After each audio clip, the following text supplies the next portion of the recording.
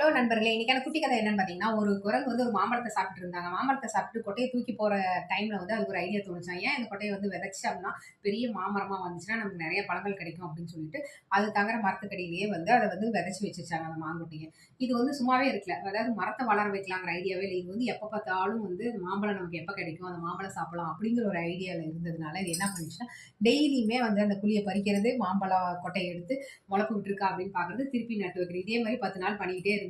எப்படி முளைக்கும்? எடுத்துட்டு எடுத்துட்டு வச்சோம்னா முளைக்காது இல்லையா? உடனே வந்து முளைக்கவே இல்ல. உடனே அந்த குழந்தைக்கு கோவம் வந்து 10 நாள் கழிச்சு அந்த கொட்டைய வந்து தூக்கி எரிஞ்சிருச்சுங்க. எரிஞ்சதுக்கப்புறம் பார்த்தீங்கன்னா, எந்த டிஸ்டர்பன்ஸும் இல்லாம இந்த எரிஞ்ச இடத்துல வந்து மாமரம் முளைக்க ஆரம்பிச்சிருச்சுங்க.